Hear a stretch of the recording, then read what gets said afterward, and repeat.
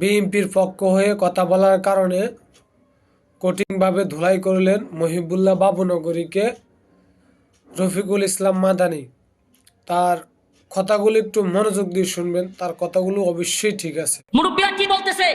মুরব্বী হক কথা বললেও চিন্তা করে হুজুর মনে হয় এখন থামতে বলতেছে, মানে হুজুর মনে হয় দালালি শুরু করছে। এক সমস্যা। আবার হুজুর যদি একটু কড়া কথা বলে তাহলে অন্যরা বলে এই হুজুরটা উস্কানি দিয়ে যুবকদেরকে বিপদে ফেলতেছে। এ আজব হালত কেন? এই মিসআন্ডারস্ট্যান্ডিং কেন? এই গ্যাপ কেন?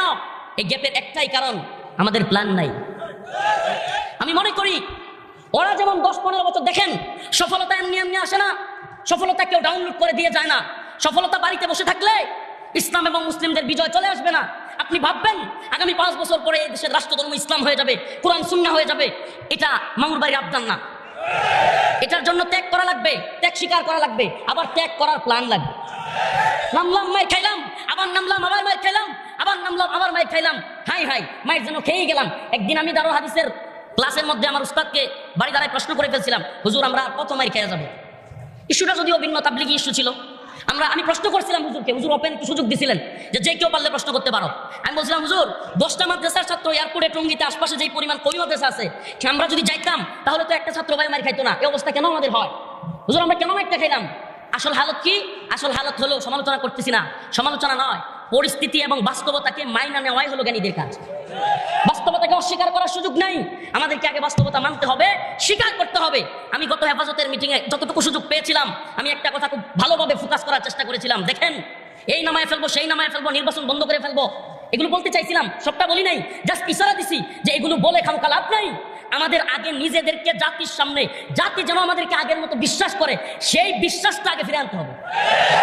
বাস্তবতা খুবই ভয়াবহ। এখন আমাদের অনেককে নিয়ে হাসে মানুষ, হাসে, আমাদের কথার কোনো ভ্যালু নাই। এক সময় আমি দেখেছি, ওয়াল্লাহি এক সময় আমি দেখেছি হেফাজতের একটা বিবৃতিতে এই কাজ হয়তো, এখন চিল্লা আন্দোলন দিয়ে হয় না, কোনো কিছু দেওয়া হয় না। একটা বিবৃতি জাস্ট আল্লামা শাহ আহমদ শফি রহমতুল্লাহি আলাইহি, আল্লামা শাহ জুনায়েদ বাবুনগরী রহমতুল্লাহি আলাইহির নামে একটা বিবৃতি গেলে প্রশাসনের টনক নড়ে যেত। তোমার এখনো খেয়াল আছে নেত্রকোনায় বিভিন্ন যাত্রা, বিভিন্ন কিছু হেফাজতের আঞ্চলিক বিবৃতির কারণে যাত্রা বন্ধ হয়ে যেত। বন্ডদের আখড়াগুলো, বন্ডদের বিভিন্ন ধরনের সমাবেশগুলো একটা বিবৃতির কারণে বন্ধ হয়ে যেত। অথচ হালত কি? আমরা মনে হয় এইটাই না নামায়া ফেলি বলতেছি, এরা শুনেই না হাসে। কষ্টে বলতেছি কথাগুলো, কষ্টে।